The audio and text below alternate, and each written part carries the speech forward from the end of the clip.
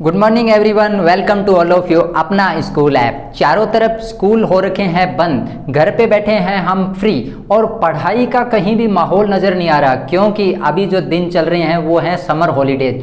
ऐसे जो डेज हैं हमें बार बार लाइफ में मौका नहीं मिलेगा, ऐसा चांस नहीं मिलेगा।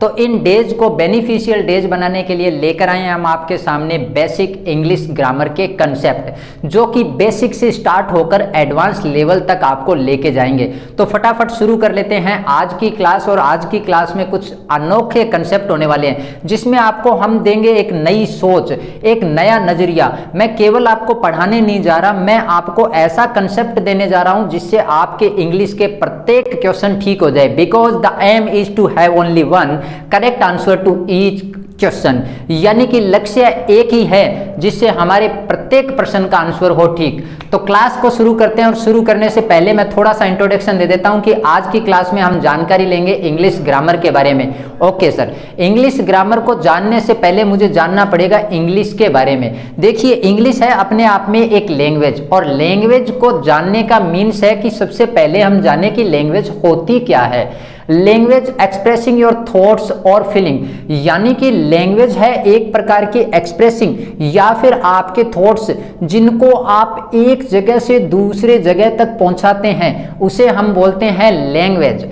तो लैंग्वेज एक तरह का हमारे पास में हो गया मीडियम, जिसके माध्यम से हम हमारे विचारों को एक जगह से दूसरी जगह पे भेज सकते हैं, एक पर्सन से दूसरे पर्सन के पास में भेज सकते हैं। अब बात आती है इंग्लिश की। जैसा कि आपको स्क्रीन पे दिखाई दे रहा है कि इंग्लिश एक तरफ है लैंग्वेज और एक तरफ है सब्जेक्ट, यानी कि जब जब मैं इंग्लिश के बारे में बात करूंगा, जब जब मैं अदर सब्जेक्ट के बारे में बात करूंगा, तब तब मेरे पास में दो क्वेश्चन तैयार हो जाएंगे। फर्स्ट क्वेश्चन अपने आप में वह एक लैंग्वेज भी है, सेकंड टाइप में एक सब्जेक्ट। सब्जेक्ट का जो लेवल है वो हम स्कूलिंग यानी कि एकेडमिक लेवल के अंदर अच्छे तरीके से सीख लेते हैं, बट आज की क्लास के अंदर कुछ एडवांस लेवल भी हम साथ साथ सीखने वाले हैं। तो इंग्लिश का जो पोर्शन है वो सबसे पहले स्टार्ट होता है लैंग्वेज से, और लैंग्वेज सीखने के लिए हमें रिक्वायर रहती है किस चीज़ की? सबसे पहले उस लैंग्वेज के सीखने पड़ते हैं हमें अल्फ़ाबेट। बिल्कुल ठीक समझे।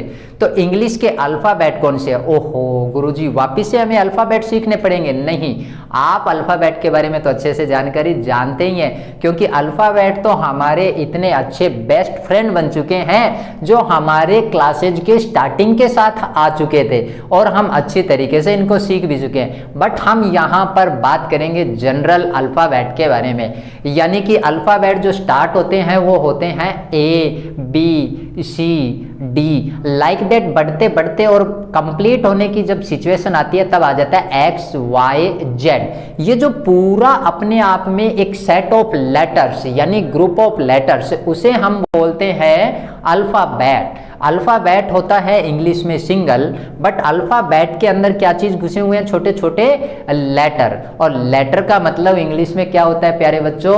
तो इंग्लिश में लेटर का मतलब होता है अपने आप में अक्षर। दूसरी तरफ में अगर मीनिंग देखें तो इसका मीनिंग निकल के आता है वर्ड। लेकिन कहीं कहीं हम इंग्लिश में फेमिलियर जब ज़्यादा हो जाते हैं तो लेटर का मीनिंग निकल के आता है अपने आप में पत्र।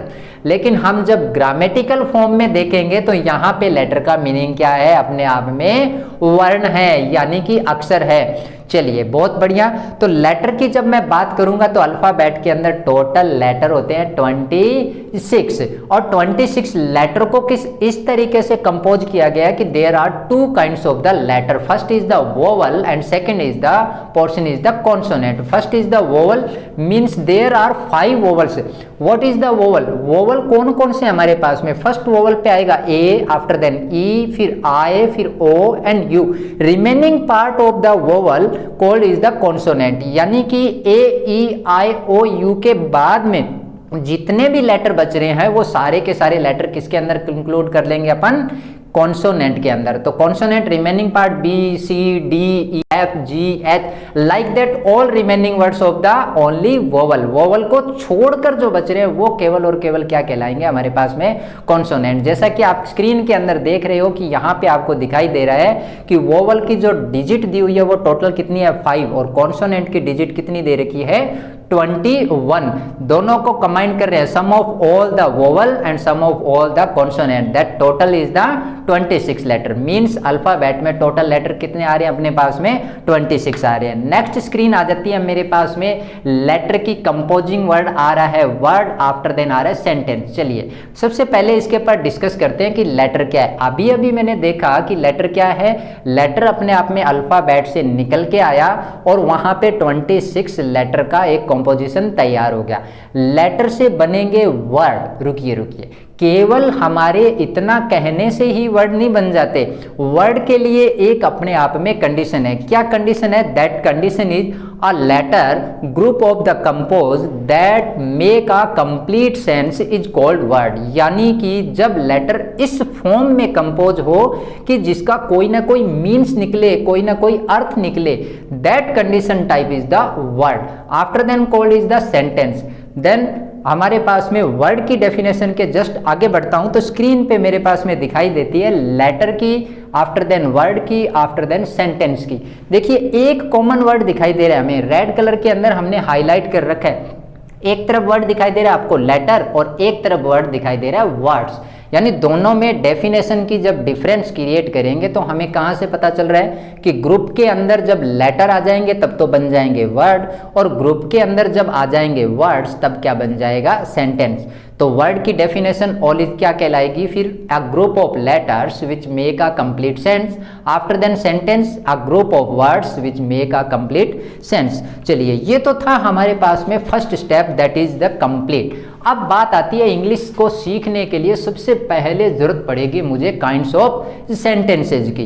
तो there are different types of sentences. First is the simple sentence, second is the negative, third is the interrogative sentence, fourth is the imperative sentence, fifth is the exclamatory sentences. देखिए पांचों सेंटेंस हमारे screen के ऊपर चल रहे हैं। हो सकता है कि हम कभी कभी कहीं कहीं एक प्लेस से दूसरे प्लेस पे जब विजिट करते हैं तो कुछ नेमिंग तो हमें क्या दिखाई देते हैं? बिल्कुल फेमिलियर दिखाई देते हैं, लेकिन कुछ समथिंग वर्ड हमें नए भी देखने को मिलता है। हो सकता है मेरे पीछे स्क्रीन पे जो आपको वर्ड्स दिखाई दे रहे हैं जिसमें हम सेंटेंस के नेम लिख रखे हैं वो डिफरेंट भी हो सकता है।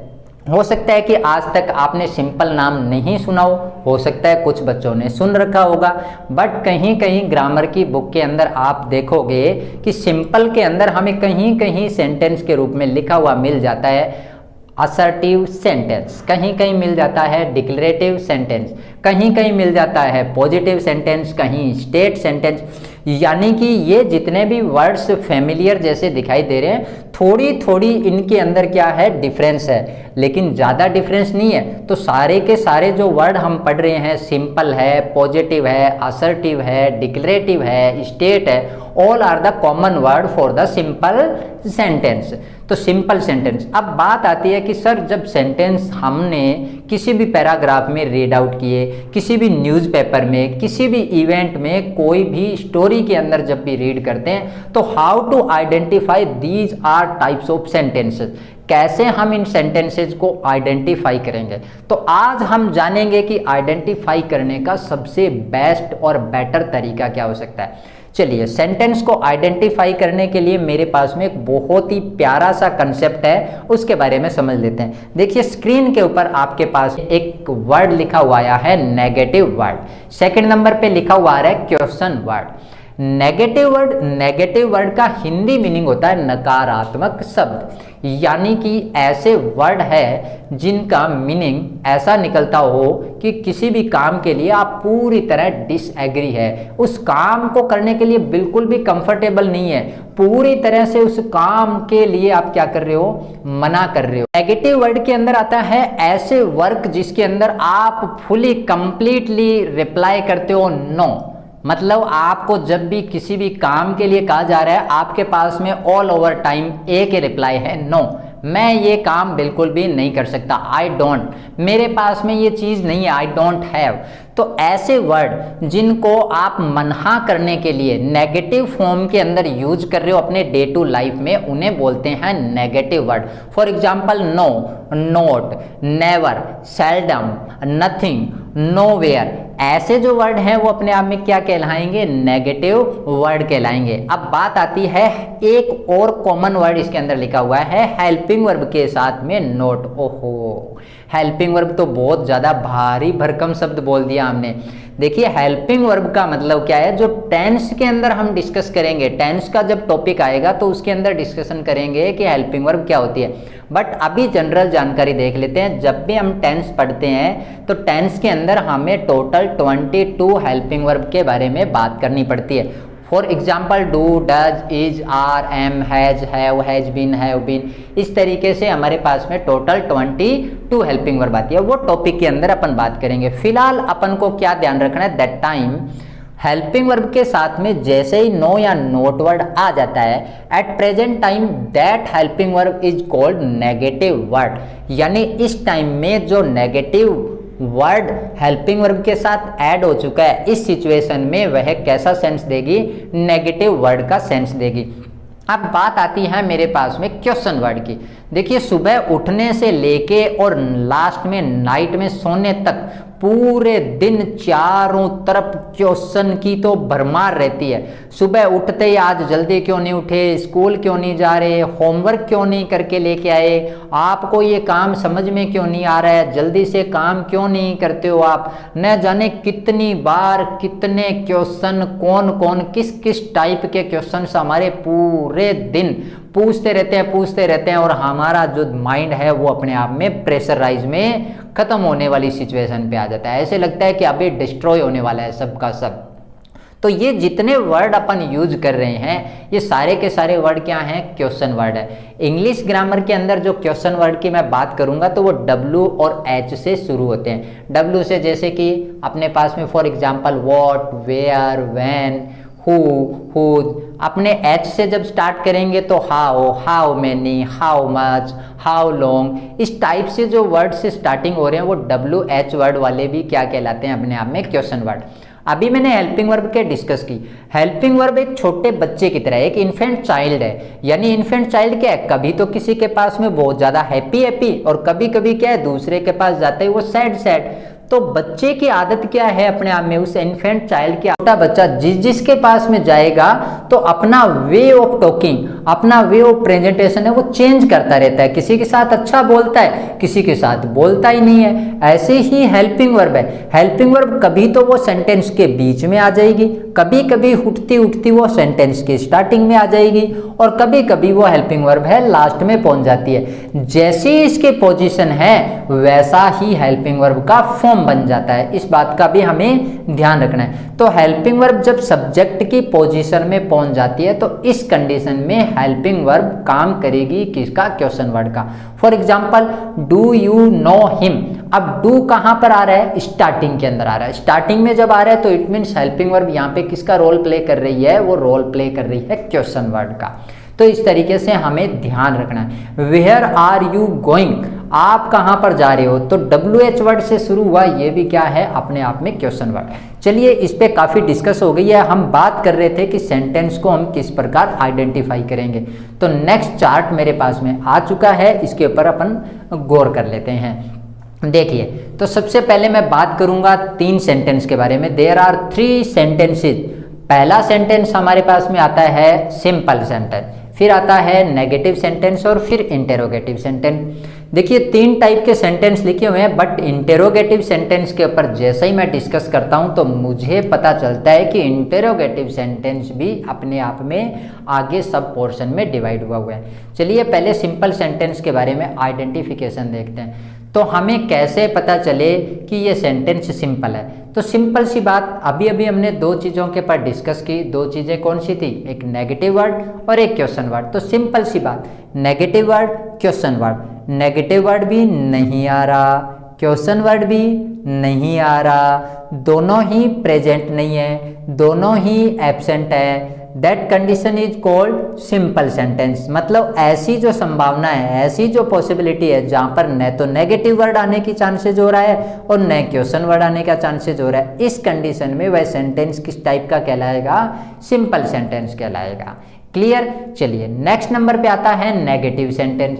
नेगेटिव सेंटेंस तो मीन्स नेगेटिव वर्ड तो होंगे ही होंगे, बट क्वेश्चन वर्ड नहीं होंगे। बिल्कुल सही पकड़े आप लोग। तो नेगेटिव के अंदर नेगेटिव वर्ड आएगा, मीन्स प्रेजेंट है, और क्वेश्चन वर्ड प्रेजेंट नहीं है। इसी प्रकार से आगे बढ़ते हुए आते हैं इंटेरोगेटिव सेंटेंस। देखिए इंटेरोगेटिव सेंटेंस ग्रामर में जब हम देखते हैं तो हमें देखने को मिलता है interrogative first type, interrogative second type और इंटेरोगेटिव नेगेटिव। तो हम इंटेरोगेटिव फर्स्ट टाइप किसे कहेंगे, सेकंड टाइप किसे कहेंगे और इंटेरोगेटिव नेगेटिव किसे कहेंगे, पहले तो इसको समझते हैं, फिर हम करेंगे इसका आइडेंटिफिकेशन। देखिए ध्यान से, इंटेरोगेटिव जब मैं बात करूं फर्स्ट टाइप की तो बात वहीं से स्टार्ट होती है हेल्पिंग वर्ब से। अगर हेल्पिंग वर्ब को, if the helping verb use beginning of the sentences, mean अगर हेल्पिंग वर्ब को आपने यूज कर लिया स्टार्टिंग के अंदर, तो पहली चीज तो क्लियर हुई कि हेल्पिंग वर्ब को जैसे ही फर्स्ट में यूज किया जा रहा है, that time that helping verb is called question word. इस टाइम पे वह क्वेश्चन वर्ड के रूप में रोल अपना प्ले कर रही है, और हेल्पिंग वर्ब स्टार्टिंग में आई है तो इंटेरोगेटिव फर्स्ट टाइप। अब दूसरी तरफ से आता है, जैसे मान लो हेल्पिंग वर्ब आई सेकंड नंबर के ऊपर, मीन्स सेकंड नंबर पे आ रही है तो WH वर्ड पहले आ जाएगा।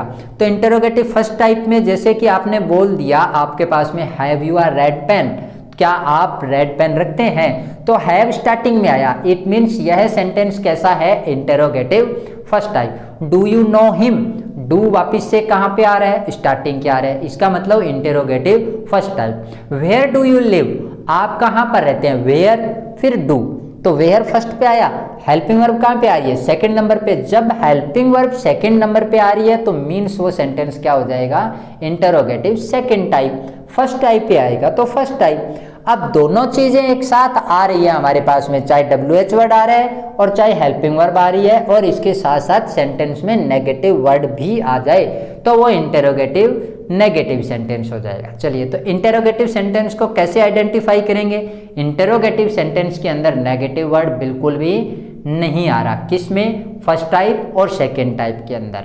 सेकेंड टाइप की बात करें तो उसमें भी नहीं आएगा, फर्स्ट टाइप की बात करें तो उसमें भी नहीं आएगा, बट किस में आएगा, इंटेरोगेटिव नेगेटिव के अंदर आएगा।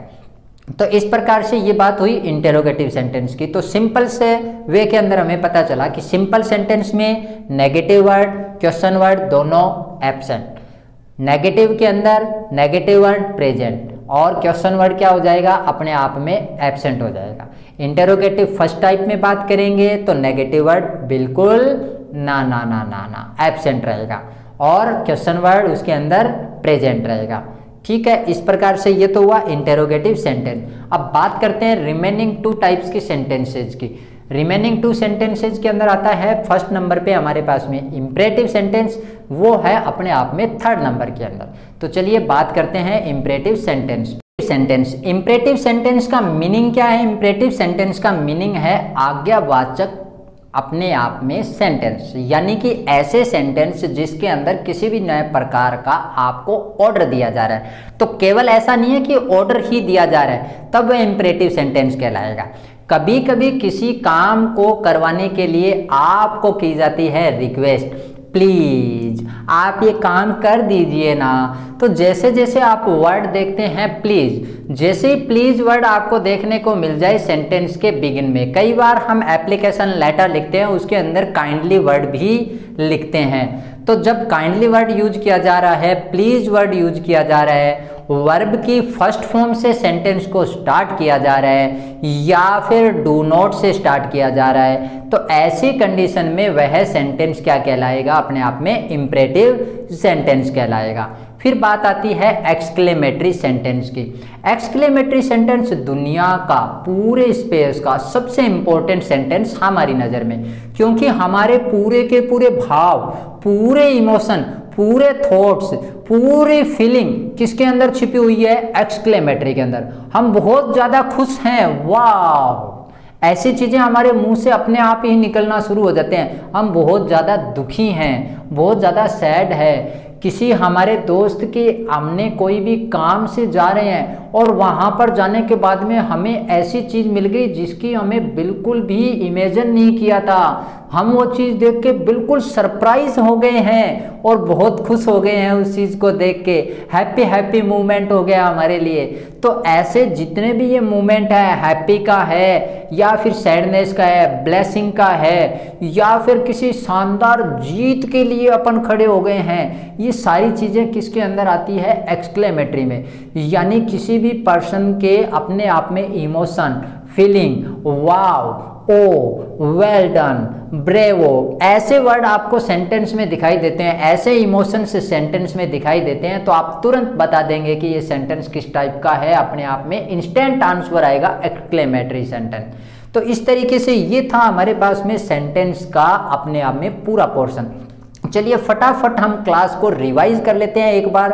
हमने सबसे पहले देखा कि इंग्लिश लैंग्वेज को सीखने के लिए हमें सीखने पड़ेंगे उसके अल्फ़ाबेट, जो कि हमें पहले से आते हैं। अल्फ़ाबेट में हमने देखा कि टोटल 26 लेटर, 26 लेटर को हमने पार्ट 2 में डिवाइड किया। First is the vowel, second is the consonant, vowel is the 5 and consonant is the 21. Vowel is the A, E, I, O, U and remaining parts of the B, C, D, E, F, J, H, K, like that the remaining letters are called the consonant. After then हमने ये चीज़ देखा था कि letter framing the word and after then word framing the sentence. But important condition are include. कौन सी condition थी? कि letter से word तभी बनेगा जब अपने आप में उसका कोई ना कोई मीनिंग हो, कोई ना कोई सेंस हो, तभी वह क्या बनेगा? वर्ड बनेगा। और वर्ड से सेंटेंस कब बनेंगे? जब अपने आप में वह वर्ड कोई ना कोई सेंस लेके आएंगे, तभी उसे क्या कहेंगे?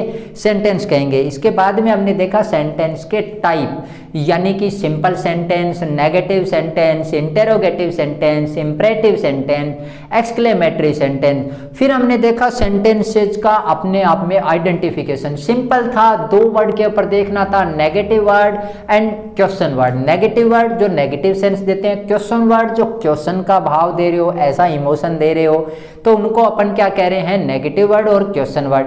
आइडेंटिफिकेशन के अकॉर्डिंग हमने सेंटेंस को देख लिया। तो आज की क्लास में हमने 2 चीज़ों को बहुत ही बेहतरीन तरीके से सीखा। तो मिलते हैं एक नए लेक्चर में नई चीज़ों के साथ में। देखते रहिए तब तक आप वीडियो अपना स्कूल ऐप पर। Thanks for watching.